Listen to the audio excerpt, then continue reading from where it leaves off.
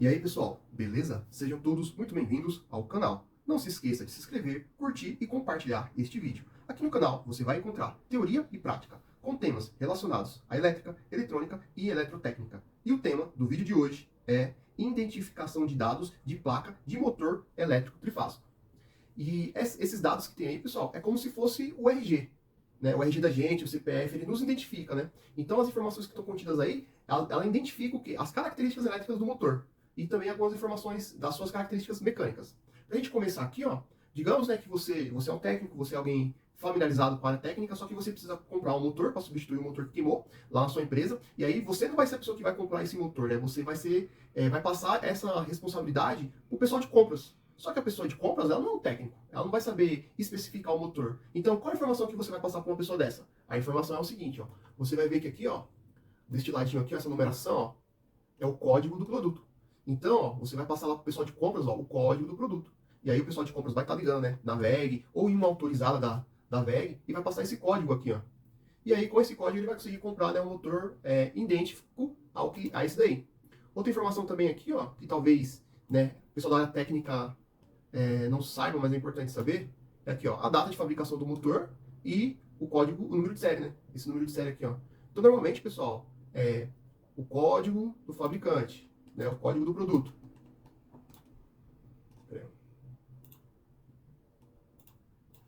O código do produto, a data de fabricação e o número de série são informações que você vai estar passando para o pessoal da área comercial para ele estar adquirindo um motor igual a esse daí. Beleza? Agora, no nosso caso aqui, nós que somos técnicos, né? O que nos importa saber? Vou botar aqui, ó. Pra gente, pessoal, a primeira informação é essa aqui, ó. O que isso significa? Que o motor, ele é um motor de tensão alternada e é trifásico. Né? Então, ele é um motor trifásico de tensão alternada.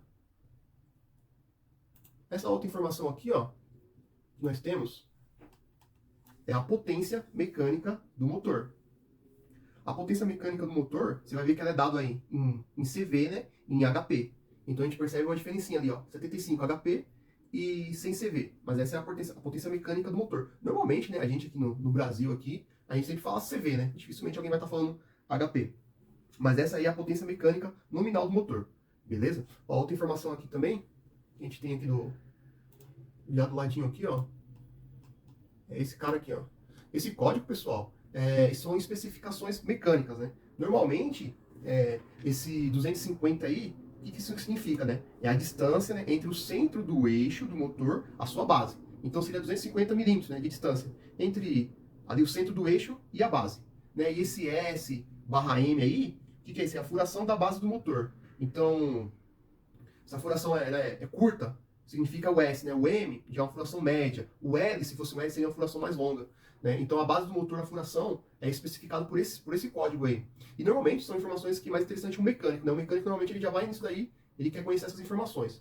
Que vai falar sobre, né, a carcaça ali do motor, né?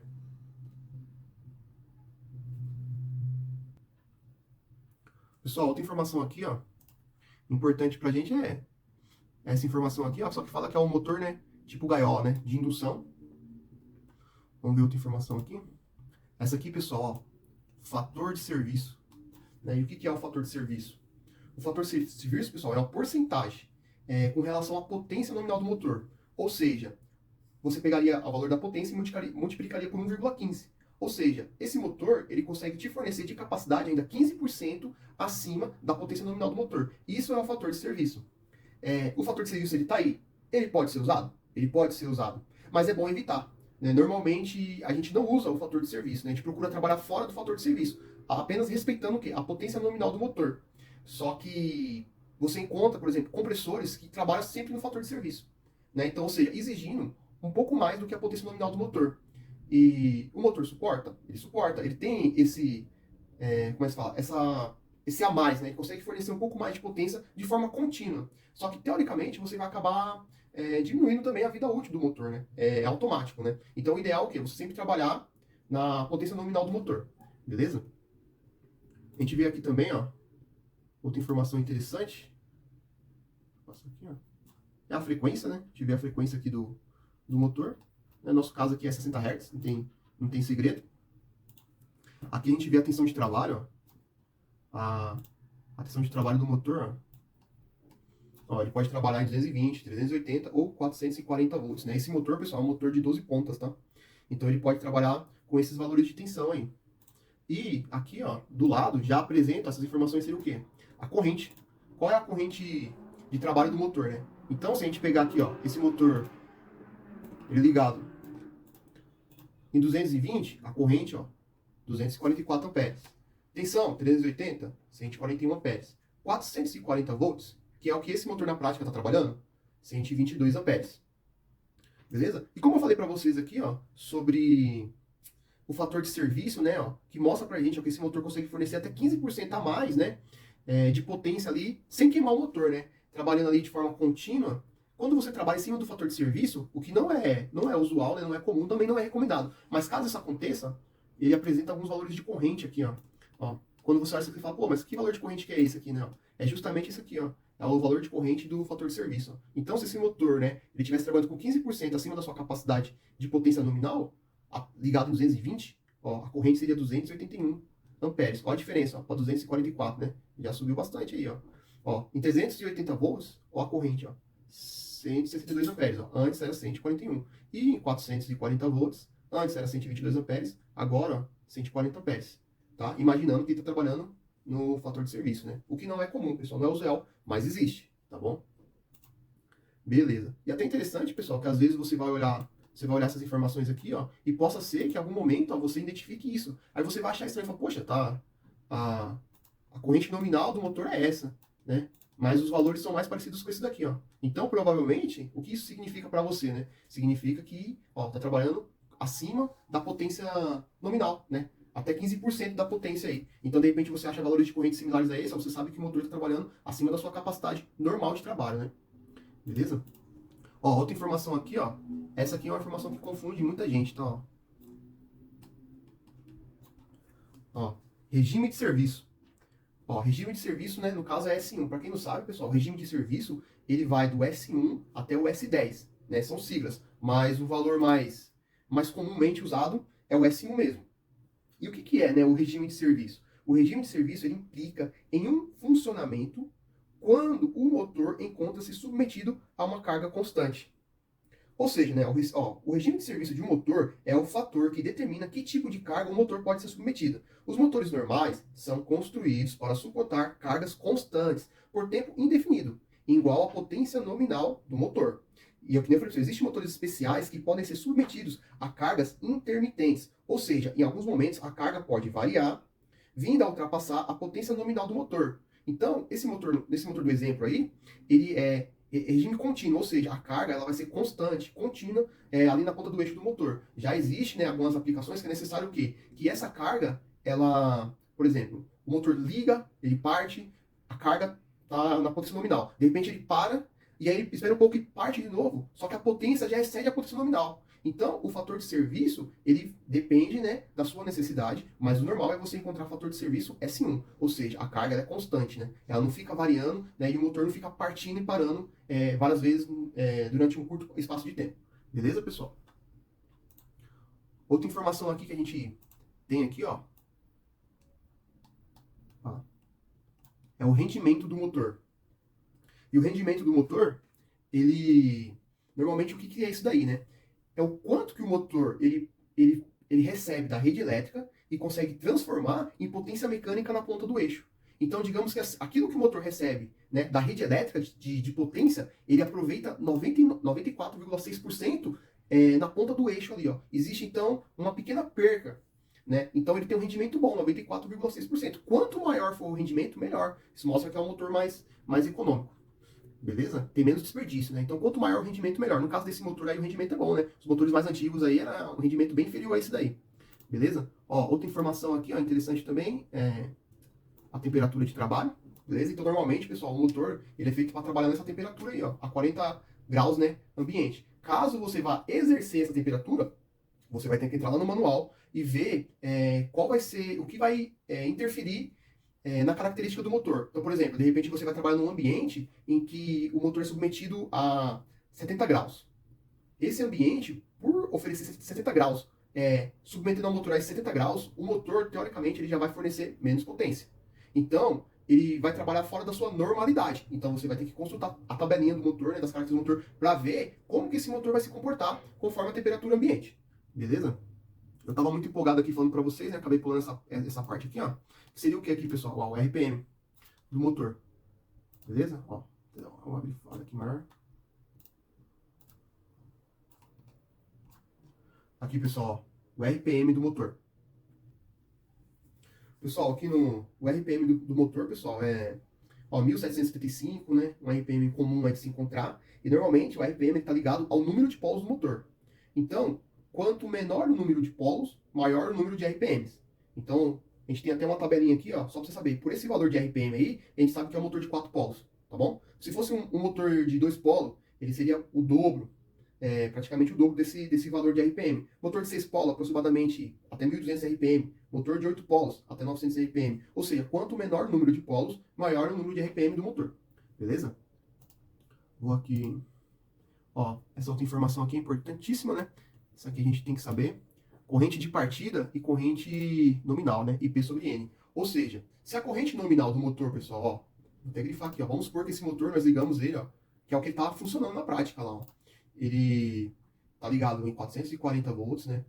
A corrente dele nominal é essa aqui, né? Porque ele está trabalhando fora do fator de serviço, né? Está trabalhando num valor, numa faixa normal, né? De potência de trabalho ali. E a corrente dele é 122 amperes. Então, se você partir esse motor diretamente, digamos que você partiu ele direto, você não usou nenhum tipo de chave compensadora, você não usou soft start, não usou inversor de frequência, você não usou nada, você partiu esse motor direto. Então, essa corrente nominal aqui, ó, você multiplicaria ela por 7,2. Seria aproximadamente em 1.000 amperes. Né? Quase 1.000 amperes aqui, ó, na partida desse motor de 100 CV. Beleza? Então isso aqui é algo sempre importante a se observar, né? Então qual seria a corrente, né, que esse motor alcançaria, né? Teria a capacidade de alcançar caso você fosse partir ele diretamente, né? O que não é usual, tá, pessoal? Normalmente a pessoa vai usar uma estrela triângulo, ou mais comum hoje em dia, né, um soft start, ou até mesmo se tiver uma aplicação mais específica ainda, inversor de frequência. Beleza? Então essa é quantas vezes, né, a corrente de partida é maior que a nominal. Nesse caso, 7,2, né, caso o motor seja partido diretamente. Beleza? Ó, outra informação que está aqui, ó, é o fator de potência. Ó. O fator de potência, pessoal, é algo um pouco mais, né, complicado de se explicar. Né? Inclusive, vou estar fazendo um vídeo aí que vocês possam estar assistindo sobre o fator de potência. Mas o fator de potência, o que vocês têm que ter em mente? Nesse caso aqui, ó, é 0,85. O ideal seria que ele fosse 1. Ou seja, né, que ele aproveitasse totalmente a potência que é oferecida a ele pela rede. E nesse caso ele não consegue fazer isso, né? Então esse fator de potência ó, é 0,85. Então muitas vezes você vai perceber que em alguns casos, né, o painel ali onde se encontra, né, a chave software start, né, a partir da estrela triângulo ou inversor de frequência, muitas vezes, dependendo do motor, tem até um capacitor lá. Né? E o capacitor justamente é isso aqui, para ajudar na correção do fator de potência. Então, pessoal, quanto mais próximo de 1 for o fator de potência, melhor, tá? Mas depois eu vou estar explicando com calma em outro vídeo aí o que é o fator de potência, né? Beleza? Vamos ver aqui outra característica aqui, ó. Outra coisa que nós podemos identificar. Aqui, ó. Aqui, pessoal, é a classe de isolação, né? A classe de isolação de um motor, normalmente seria o quê, né? Seria a temperatura que o bobinado do motor suporta, né? Nesse caso aí, como ele é uma classe F, né? O bobinado do motor, ele suporta até 155 graus, né? De forma contínua. Então, você poderia... A bobinada do motor, ele consegue trabalhar até 155 graus, né? Caso esse valor de temperatura do motor, do bobinado do motor, ultrapasse, provavelmente o motor vai estar queimando. Entendeu? Se ficar muito tempo acima de 155 graus, ele vai queimar. Certeza. Então aqui, né, a gente sabe, né, que o bobinado do motor, ele é feito, né, no caso dessa classe F aqui, ele é feito para trabalhar até 150 graus, né? Pessoal, o próximo item aqui que a gente vai estar vendo, ó, é esse 80K aqui, né? Esse 80K, pessoal, seria 80 kelvins, né? E o que é isso aí? É a temperatura entre a parte interna e a carcaça, né? Então, seria a temperatura que ele consegue chegar ali dentro dele, né? E começa a dissipar entre a parte externa, né? A parte externa da carcaça e o meio ambiente.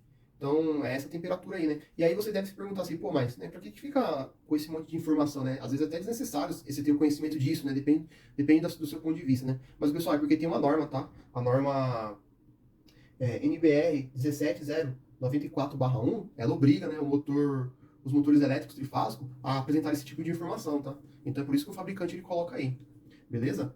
Vamos ver aqui uma próxima informação aqui, ó. Isso aqui, ó. Ó, categoria N, né? Aí a gente pergunta, né? Pô, o que é isso aí, motor categoria N, né? Só pra vocês saberem, pessoal, existe motor categoria D, H e N, né? A N é o mais comum que a gente tem aí. Então, o que é categoria N? Quer dizer que ele é conjugado, né? Conjugado N. E o que é o conjugado? O conjugado nada mais é do que o torque do motor. Ou seja, é a força necessária para girar o eixo do motor. Quanto maior a carga, maior será o torque necessário para girar o eixo do motor. Então, quando você vê o que é, né, essa categoria N é o conjugado, né, é o torque do motor, né? O mais comum é esse N aqui, tá, pessoal? Aqui, né, eu já tinha explicado para vocês, né, que são a corrente do motor no caso do fator de serviço, certo? Outra informação aqui também, ó, é o IP, né, que é o grau de proteção. E aqui, pessoal, falando do grau de proteção, né? O IP, né? Esse primeira letra, o I, né? E o P, o que significa, né? Significa índice de proteção, tá? O W essa letra, a letra W significa que poderá ficar exposto a intempéries. E esses dois 5 aí que você vê, né? O primeiro 5 significa que tem proteção contra o acúmulo de poeiras prejudiciais ao motor. E o outro 5, proteção contra jatos de água vindos de todas as direções. Essa informação, pessoal, às vezes alguém pode achar que é desnecessário, mas não, porque você sabe, pessoal, se o motor pode ser trabalhado, né, se o espaço que o motor tem que estar tem que ser um espaço coberto, por exemplo, ou se ele pode ficar exposto a céu aberto, entendeu? Ou até mesmo, pessoal, tem alguns motores que você vai ver o grau de proteção dele aqui, se ele pode ficar em atmosfera explosiva. Então essa aqui é uma informação importante, tá? Através dela você sabe se o motor é obrigado a ficar, né, no espaço fechado, ou se ele pode ficar a céu aberto, ou até mesmo se ele pode estar em atmosfera explosiva. Beleza? Outra informação aqui, ó. É a altitude que esse motor consegue ficar, né? Ele pode trabalhar, né? Então ele pode trabalhar, né, até 1.000 metros aí de altitude, né, acima do nível do mar. Passou disso, né? Então vamos supor, ele pode trabalhar, né, até uma altitude de 1.000 metros, aqui, ó, dentro de uma temperatura ambiente de 40 graus Celsius, né? Se de repente você fosse instalar esse motor aqui em um local onde existe uma altura maior que a de 1.000 e uma temperatura maior que a de 40 ou menor, você sempre tem que olhar o catálogo do motor, né, do fabricante ali para ver o que isso vai interferir, né? O que isso vai interferir nas características elétricas do motor. Será que o motor vai conseguir oferecer a mesma potência, né? Qual é o impacto, né, quando se trabalha em uma altura maior e em uma temperatura maior que 40 graus, tá bom? Então, normalmente, se você vai trabalhar no seu dia a dia, em ambientes normais, você não se preocupa com isso, né? Mas caso você vá em algo específico, né, essas informações passam a ser importantes, tá bom? Outra informação aqui é apenas o peso do motor, né? Às vezes você precisa deslocar o motor, ó, esse motor de 100 CV, ó, tem aproximadamente 500 kg. Aí você imagina, pô, um motor de 500 kg, né, como é que eu vou transportar ele, né? Tem que contratar um caminhão muque, um guincho, não sei, né? Então é importante, essa informação já tá aí pra você, né? Você não adianta você olhar e querer adivinhar, né? Já tá especificado aí pra você, tá bom? E aqui, pessoal, essas informações aqui, ó, aqui, pessoal, normalmente são informações que eu digo que, né, que é importante o eletricista, né, o técnico ali, mecatrônico também, é importante, né, para todos é importante, mas de forma geral para o mecânico, né, ó. Aqui, ó, você sabe qual é o código do rolamento dianteiro e qual é o código do rolamento traseiro, entendeu? Aqui, aí assim, outra informação aqui interessante, além do código, ó, ele já fala para você o quanto que você tem que colocar de graxa nesse rolamento, ó, 27 gramas, ó, 27 gramas, a outra informação aqui, ó, o modelo da graxa, né, ó, o modelo da graxa que é esse daqui.